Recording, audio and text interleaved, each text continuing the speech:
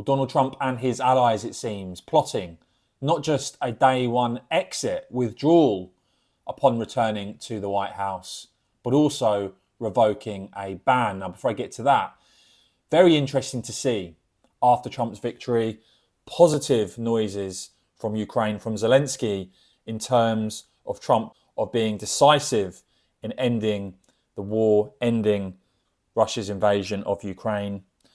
And also in terms of Facebook, free speech now, Mark Zuckerberg restoring sanity to his platforms. In terms of America First, I mean, just contrast the optimism of the Trump agenda with what we've seen, for instance, with Keir Starmer and Labour in this country. You've seen $20 billion of foreign investment to build new US data centres. That was announced yesterday.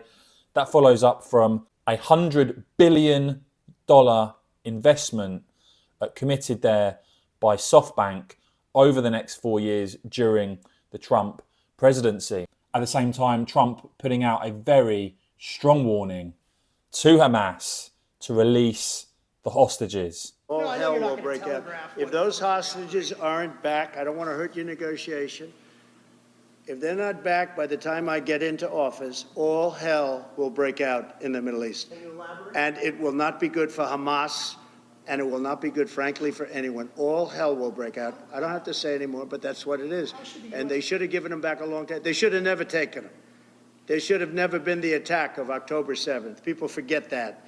But there was, and many people are killed.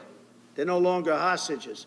And in terms of NATO, you know, it would have been very wise for the likes of Germany and others to have listened to Trump long ago.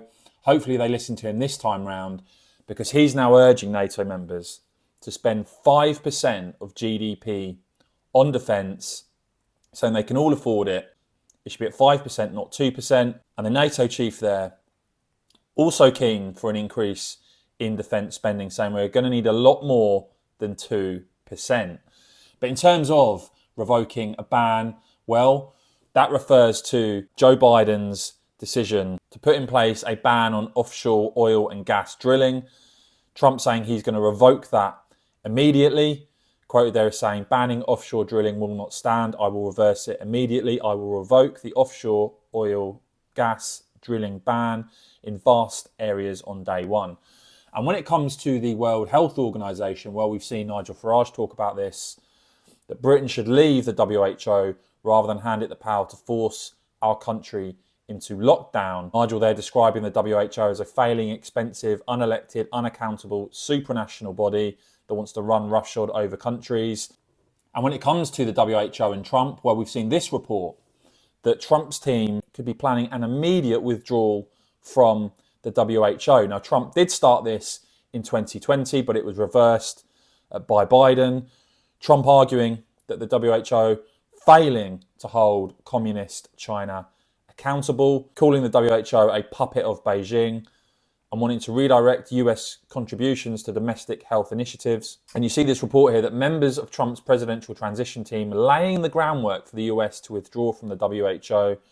You see a professor of global health there saying, I have it on good authority that he plans to withdraw probably on day one or very early in his administration. So no doubt about it, Trump hitting the ground running before his return to the White House. Do let me know what you make of all of that in the comments below, please, guys. I will, of course, keep bringing you all the latest on this and much more. Please do whack this video a quick thumbs up. I really do appreciate it. It really does help the channel. And of course, as ever, cheers for watching.